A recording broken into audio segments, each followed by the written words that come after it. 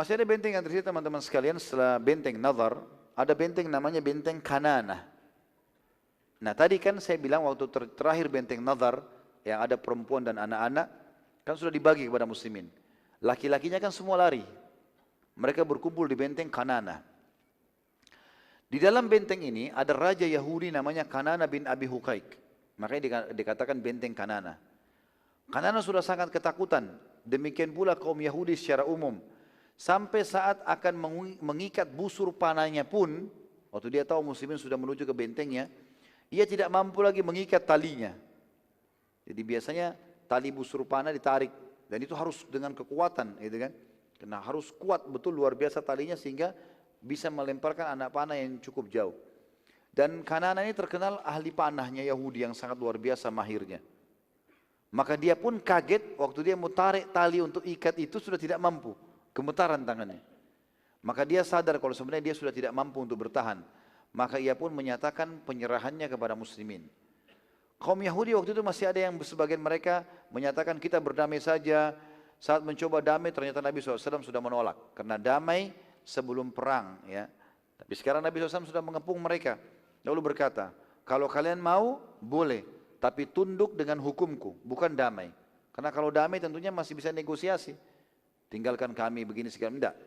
Aku tidak akan perangi kalian tapi dengan syarat tunduk dengan hukumku. Aku bunuh-bunuh, aku bagi-bagi, aku bebasin, terserah. Maka saking takutnya orang Yahudi waktu itu akhirnya mereka menyetujui apa yang Nabi SAW katakan.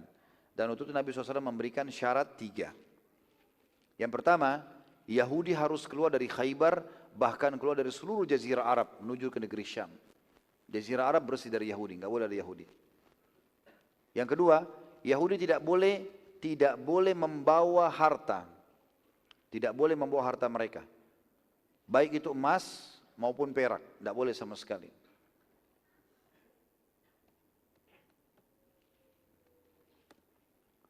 Dan bila juga senjata, emas, perak, senjata nggak boleh ada yang bawa. Kalau ada yang bawa, hukumannya seluruh tawanan laki-laki dibunuh. Satu Yahudi semuanya dibunuh semua. Gak boleh bawa emas sedikit pun. Emas, perak, senjata gak boleh bawa. Kalau tidak, kalau setuju, dibebasin. Semuanya boleh pergi. Tentu ini syaratnya 2 saja. Saya tadi keliru bilang 3, 2 saja. Tapi di syarat kedua ini yang berbunyi tadi, Yahudi tidak boleh bawa harta, emas, perak, dan juga senjata. Dengan balasan, kalau dua-dua syarat dipenuhi, semua tawanan Yahudi dibebasin. Tapi, kalau ada satu saja Yahudi yang menyembunyikan sedikit emas atau perak, potongan kecil saja, maka seluruh Yahudi dibunuh. Ini syarat. Maka mereka setuju. Nabi SAW waktu lihat mereka setuju, maka diizinkanlah mereka keluar dari benteng-benteng mereka, dan boleh bawa apa saja kecuali tadi yang dikasih syarat. Harta tidak boleh, emas, perak, dan senjata. Tapi tunggangan mereka, unta, kambing, domba, segala macam, boleh mereka bawa. Muslimin waktu itu mendapatkan harta rampasan perang kurang lebih 1000 tombak, 4000 busur, 40.000 pohon kurma, dan masih banyak yang lain. Disebutkan dalam buku sejarah, 40.000 pohon kurma, banyak sekali. Salah satu yang ditemukan oleh muslimin adalah kitab Taurat yang sangat tua, dan ini dianggap kitab Taurat yang turun-temurun dari Nabi Musa AS. Maka Yahudi memohon agar Nabi SAW mengembalikan kepada mereka karena itu peninggalan mereka, dan Nabi SAW tidak merusaknya dan menyuruh sahabat untuk mengembalikannya. Dan ini menandakan juga kita harus menghormati buku suci orang lain. Walaupun kita sudah menang, jangan bakar Injil, jangan bakar Taurat, udah biarin aja. Dia minta, kasih aja. Gitu kan? Tapi yang penting muslimin berkuasa dan hukum Islam diterapkan di situ. Khaybar saat itu adalah wilayah perkebunan terbesar di seluruh Jazirah Arab. Sebagian Yahudi datang dan berkata kepada Nabi SAW, wahai Muhammad, sebelum mereka pergi, Khaybar penuh dengan kebun-kebun luas. Bila engkau mau, biarkanlah kami tinggal di Khaybar dan mengurus kebun-kebun yang sekarang sudah milik kalian. Dan kami tinggal di sini sebagai pegawai kalian, bukan lagi pemilik. Karena sudah menang. Kami hanya meminta, berilah kami tempat tinggal dari rumah-rumah kalian ini sebagai tumpangan saja.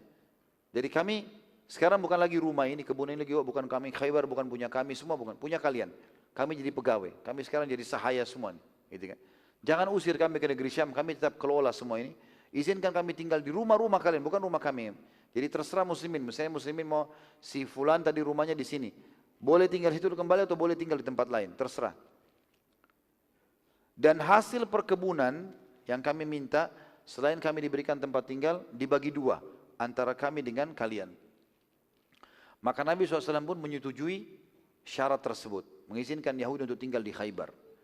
Pada saat Nabi SAW masih di Khaybar, salah seorang muslimin ternyata menemukan ada emas dan perak disembunyikan di rumahnya Kanana bin Abi Huqaid, raja mereka. Kata dia syaratnya nggak boleh. Kalau ada emas dan perak harus serahkan semua muslimin. Kalau ada yang sembunyi satu, semua Yahudi dibunuh. Uniknya ditemukan emas dan perak di rumah raja mereka, saking cintanya sama harta. Padahal ini bahaya sekali, bisa dibunuh semua Yahudi. Maka justru Kanana bin Abu Huqaid ini yang menandatangani ya, meng-ACC syarat yang diberikan oleh muslimin. Nabi SAW lalu memerintahkan Al-Kanana bin Abi Huqaid datangkan dia dengan adiknya yang namanya Rubayy'. Ini Rubayy' ini termasuk orang yang menandatangani atau menyetujui kesepakatan tersebut dengan muslimin, mewakili orang Yahudi. Pada saat itu pun kata Nabi SAW, apa ini Kanana? Kau yang sepakat, kenapa kau hianati? Maka Kanana sangat ketakutan karena sesuai syaratnya Yahudi semua harus dibunuh, gitu kan? Maka Kanana pun memohon kepada Nabi SAW agar dia saja yang dihukum dan jangan sampai semua Yahudi dibunuh. Maka Nabi SAW memerintahkan agar Kanana dan adiknya Rubayy' itu untuk dibunuh di hadapan seluruh Yahudi. Maka dibunuhlah raja mereka. Kita masuk juga teman-teman sekalian, salah satu kejadian di benteng Kanana ini adalah diracuninya Nabi SAW oleh orang Yahudi. Setelah kejadian pembunuhan Kanana, tidak ada lagi raja Yahudi sekarang, Kanana sudah mati. Ya. Maka seorang wanita Yahudi bernama Zainab binti Harith, ini istrinya Salam bin Mushkim. Salam bin Mushkim yang tadi terbunuh juga, yang sempat sakit, lalu dibunuh oleh Nabi SAW. Dia, Salam bin Mushkim ini, kebetulan juga dia adalah adiknya Marhab. Marhab ini yang tadi ksatria Yahudi yang terbunuh, gitu kan. Dia menyuruh agar seluruh wanita Yahudi di situ membuat masakan.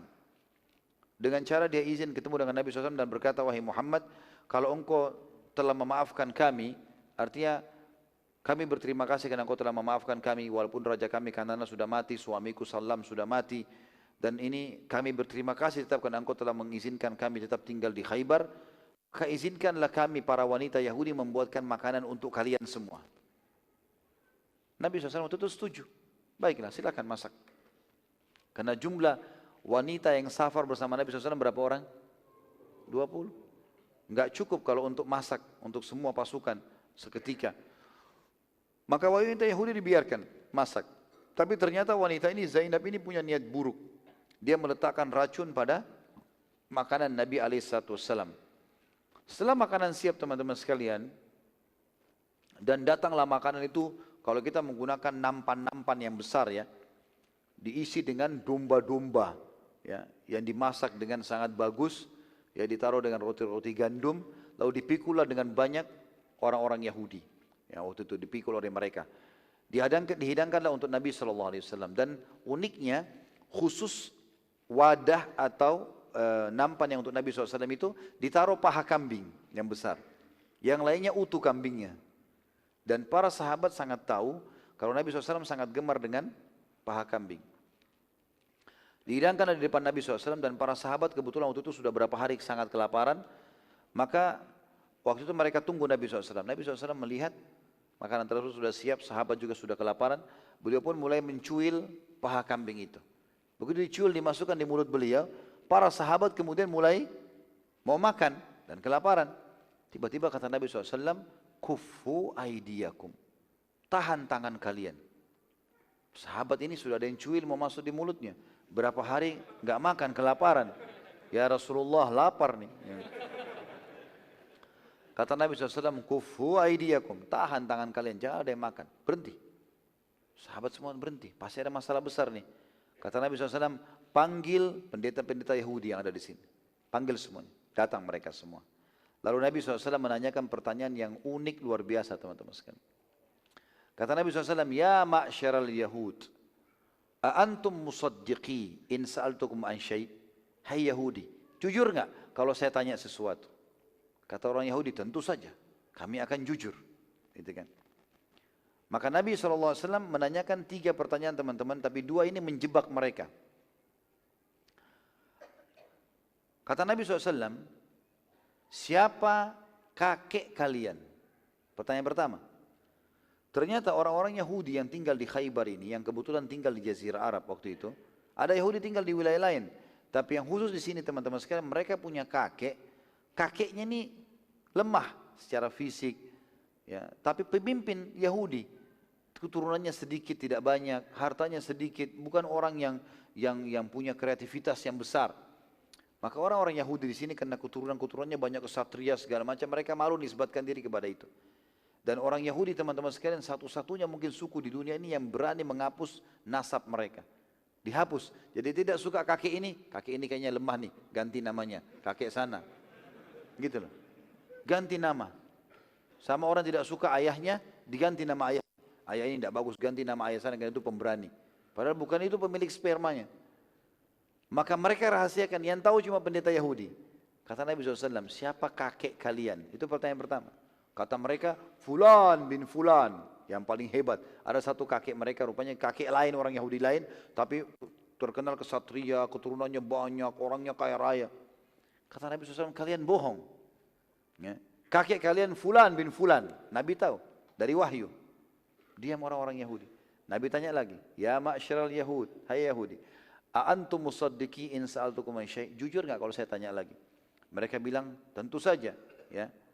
Kalau kami dusta, maka pasti Allah akan memberitahukan kepadamu sebagaimana Allah memberitahukan kepadamu siapa kakek kami. Jadi lebih yakin lagi kalau ini Nabi. Kan itu. Aneh sekali ini. Lalu kata Nabi SAW, siapa penghuni neraka? Pertanyaan Nabi. Mereka bilang apa Yahudi ini? Kami akan masuk duluan di neraka. Lalu akan digantikan oleh kalian muslimin. Kata Nabi SAW, kalian bohong. Kami tidak akan pernah demi Allah menggantikan kalian. Ini luar biasa, di depan para sahabat Nabi buka semua itu. Ya kan? Mereka ngakui, kalau kami dusta, pasti Allah akan beritahukan kamu sebagaimana Allah telah memberitahukan kepadamu tentang siapa kakek kami. Berarti mereka tahu ini Nabi. Lalu Nabi tanya sekarang, siapa penghuni neraka? Dengarin nih semua muslimin. Mereka bilang, kami masuk duluan. Ini unik sekali. Ya. Kami masuk duluan, baru nanti digantikan kalian. Kata Nabi, kalian dusta. Kami tidak akan pernah gantikan kalian. Karena sudah 2 kali dijebak, Nabi tanya lagi. Ya ma'syaral Yahud, a'antum musaddiqin in sa'altukum an syai'? Jujur enggak kalau saya tanya lagi? Kata mereka, tentu saja. Udah enggak bisa mengelak. Kata Nabi SAW, apakah kalian meletakkan di daging ini racun? Maka nggak bisa lagi menghindar. Kalau dari awal Nabi tanya, pasti bohong. Mereka bilang, iya benar. Nabi tanya, kenapa kalian taruh itu? Mereka bilang begini, kami mau membuktikan apakah benar kau Nabi atau bukan. Kalau kau Nabi, kau akan selamat dari racun itu. Tapi kalau kau hanya raja pembohong, kau akan mati kena racun kami dan kami akan berkuasa kembali. Berarti mereka tahu, Nabi kan sekarang tahu kalau itu ada racunnya. Mereka tahu ini Nabi. Lalu kata orang-orang Yahudi apa? Wahai Muhammad, kami mau tanya, dari mana kau tahu itu? Dari mana semua kamu tahu, terutama masalah racun itu? Dalam riwayat Bukhari dikatakan Nabi SAW mengangkat paha kambing itu sambil mengatakan, akhbarani hadza dzira. Aku telah diberitahukan oleh paha ini kalau aku diracuni. Jadi sebenarnya paha kambing yang sudah dimasak bicara kepada Nabi alaihi salatu wassalam. Dan ini kejadian yang luar biasa. Ada salah seorang sahabat teman-teman sekalian namanya Bishr bin Bara radhiyallahu anhu. Sahabat ini sempat waktu Nabi tadi makan, masukin di mulutnya, kena laparnya dia cuil, dia juga makan. Tapi waktu Nabi bilang, tahan tangan kalian, dia sudah terlanjur telan.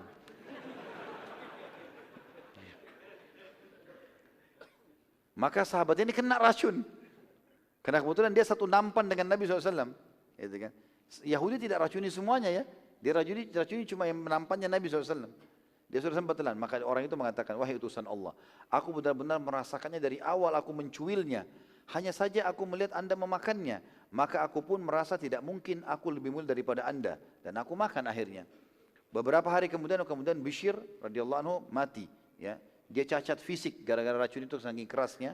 Pertama cacat fisiknya nggak bisa bergerak semua, dan setahun, ya dalam setahun penuh dia cacat, kemudian dia wafat akibat racun tersebut. Maka pada saat wafat Nabi SAW memerintahkan agar Zainab didatangkan dan dibunuh. Di sini juga sebuah hukum teman-teman sekalian. Bagaimana Nabi SAW tidak langsung menghukum Zainab yang memasukkan racun, karena Nabi tidak kena racun itu. Jadi belum berhasil, seperti itulah ya. Jadi beda hukumannya orang yang ketangkap, memang sudah mencuri, atau orang yang baru mau mencuri. Beda, orang baru mencungkil pintu, belum ambil barang, kepergok. Dengan orang yang sudah ambil barang, pegang barang, kemudian dia mencuri. Yang kedua dipotong tangannya, yang pertama tidak. Diingatkan, ditakzir, dihukum, boleh dipukul, digebukin, cambuk, itu tidak ada masalah. Peraturan pemerintah setempat, kata ulama, ditakzir, dihukum, menyakitkan buat dia supaya dia kapok. Karena dia belum sempat mencuri, seperti itulah. Nah di sini Zainab waktu meracuni Nabi SAW belum kena, maka Nabi tidak hukum Zainab. Padahal ini orang Yahudi yang jahat. Tapi setelah Bishr mati, kena racun yang dia buat, maka didatangkan Zainab lalu dikisos, ya dihukum pada saat itu. Namun kata para sebagian ahli sejarah, Nabi SAW sempat terkena racun itu, Walaupun sebenarnya racun ini, ya kata para ulama, Nabi SAW diselamatkan oleh Allah, tapi sebagian yang lain mengatakan kena. Dan Ibnu Qayyim secara khusus mengatakan bahwasanya Nabi SAW terus merasakan ganasnya racun itu, ya sesuai dengan sabda beliau, aku terus merasakan ganasnya racun itu sampai aku merasa mengganggu urat yang ada di jantungku. Itu sabda Nabi SAW. Jadi artinya jantungnya Nabi kadang-kadang lebih cepat berdebar, kadang-kadang lebih lambat, terganggu gara-gara racun, semenjak makan racun itu. Maka kata Ibnu Qayyim rahimahullah, Allah menggabungkan untuk Nabinya Muhammad SAW meninggal dalam keadaan Nabi, Islam, gitu kan, dan juga mati syahid dibunuh oleh Yahudi. Karena ini ada akibat dari racun tersebut. Walaupun sebagian ahli sejarah menolak ini ya, mengatakan tidak boleh kita katakan Nabi SAW mati dibunuh oleh Yahudi. Karena memang beliau tidak mati dan dibunuh oleh Yahudi sebenarnya. Ini khilaf di antara ahli sejarah, tapi saya sampaikan tadi. Kita tutup teman-teman sekalian dengan kembalinya Nabi SAW ke Madinah. Dari peperangan Khaybar terdapat 16 korban muslimin dan 93 orang Yahudi. Dan ini luar biasa bagaimana janji Allah SWT, jumlah muslimin yang sedikit, korbannya pun sangat sedikit. Ini yang mati syahid saja. 16 orang. Pada saat itu tiba-tiba datang pasukan muslimin dari Madinah, dan ternyata mereka adalah para sahabat yang telah tinggal di Habasyah bersama Najasyi radhiyallahu anhu majma'in. Jadi kalau teman-teman masih ingat kasus Mekah dulu, kan 153 orang yang masuk Islam, ya. 83-nya hijrah ke Ethiopia, 70 tinggal bersama Nabi SAW di Madinah, di Mekah maaf. Waktu Nabi hijrah ke Madinah, ini 83 orang sahabat masih di Habasyah, masih di Ethiopia ini. Terus saja mereka di Ethiopia sampai tahun 7 Hijriah. Waktu mereka dengar Nabi SAW telah menembus Khaybar, mereka segera pulang dari Habasyah, mereka pergi ke Madinah, susun pasukan, mereka menyusul Nabi SAW.